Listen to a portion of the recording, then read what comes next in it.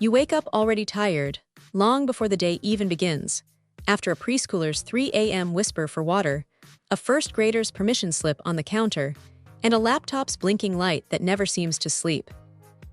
There's a heaviness you can't name, but you carry it in every step: bags, bottles, backpacks, deadlines, like an unseen backpack that tightens your shoulders and steals little breaths throughout the day.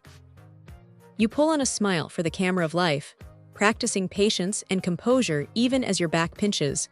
The clock runs faster, and your own needs slip quietly to the bottom of the list.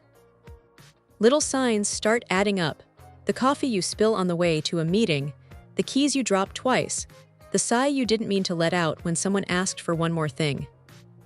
You promise yourself you'll move tomorrow. You save a 10-minute workout at 10 p.m. You scroll, you feel guilty, and then you tuck that guilt under the pillow for another restless night. It's a quiet battle of fatigue and expectation, of sitting too long and carrying too much, of being everything for everyone and feeling your body whisper that it needs a moment with you.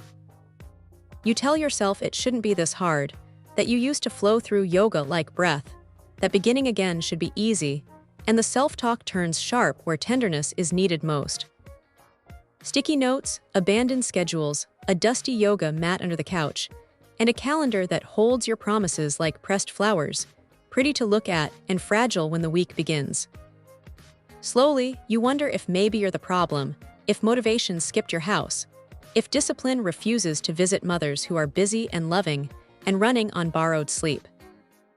In a world that celebrates constant momentum, you feel like a buffering wheel, waiting, while everyone else streams smoothly into their goals and you pause on a loading screen of life.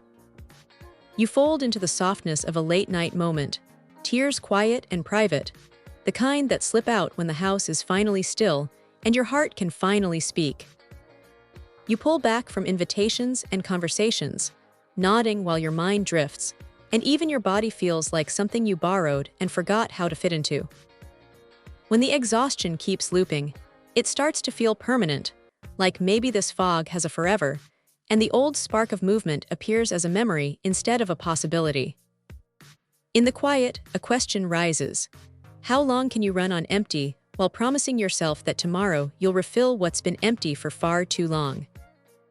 In one gentle breath, you pause long enough to notice that this exact moment, before the emails, before the car line, before the dinner dishes, might be the doorway you've been waiting to step through. What if the first step isn't a 60-minute routine or a new identity, but simply 10 minutes of movement in your living room with the toys still out and the lid of the laundry basket undone? You feel a small spark, curiosity about how your back might loosen with a few stretches, how your breath might guide you, how a tiny win could shift the entire rhythm of your day.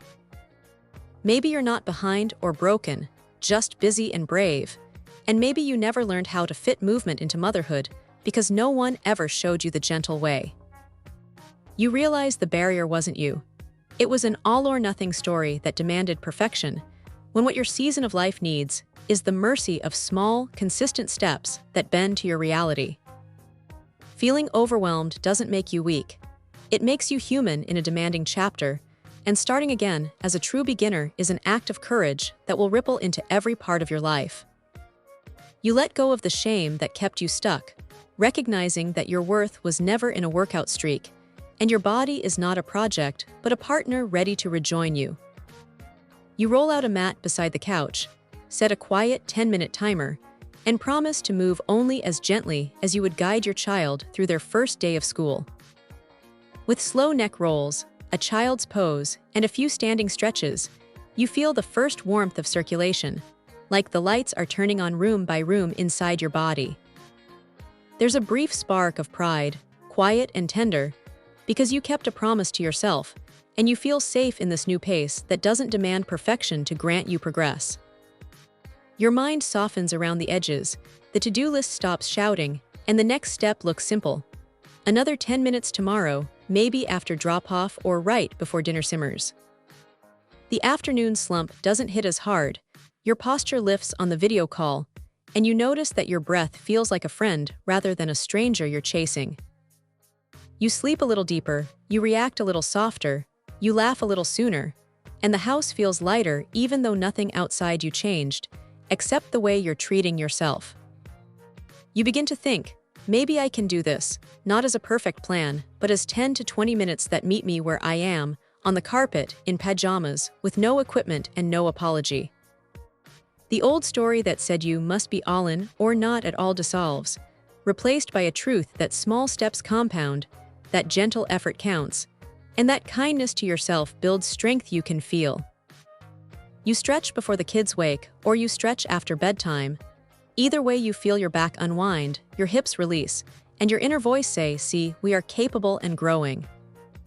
You choose gentle flows on busy days, a walk during a meeting break, or a 5-minute posture reset before pickup, aligning your actions with the mother you want to be, present, strong, and kind. You catch yourself reaching for water, stretching while the pasta boils, and pausing to breathe instead of scrolling, and the smallness of each choice adds up to something beautifully steady. What once felt impossible becomes routine, a calm 5 or 10 minutes woven into your day like brushing your teeth, and the practice feels like coming home to yourself again and again. You find yourself more grounded during meltdowns and meetings alike, your nervous system steadier, your voice gentler, and the household rhythm responding to your calmer center like a tide to the moon. With movement as your reset, the mental clutter clears, decisions come easier, and creativity returns, as if stretching your muscles made room for ideas to stretch and breathe too. You reconnect more quickly after conflict, laugh more freely during play, and look people in the eye again, because returning to your body brought you back to the center of your life. As your energy returns, you notice doors that were always there, taking stairs without dread, volunteering for a fun task, joining a quick walk with a colleague, and these small wins ripple outward. Suddenly the day feels bigger, the choices kinder, and the possibilities nearer, because you remembered that caring for your body is not selfish but strategic for the mother and leader you are. You catch yourself feeling strong in ordinary moments, lifting a sleepy child, loading groceries, standing through a long practice, and you realize you've become a person who supports her body with compassion and consistency. Confidence no longer feels like a mask. It feels like breath moving through you, quiet but steady, and you wear it in your posture, your pace, and the softness of your smile. Your choices, 10-minute morning stretch, lunchtime walk, evening unwind, match your values of presence and health, and life feels coherent, like your inside voice and outside actions finally speak the same language. Looking back at the guilt, the scrolling, the doubts, you see how tiny steps built a bridge to here, and you honor the mother who began before she felt ready and kept going anyway.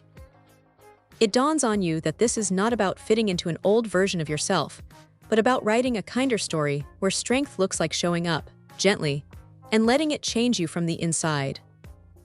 You are not who you were when you felt stuck, because you chose presence over perfection, breath over burnout, and movement that honors the mother, worker, and woman you are becoming.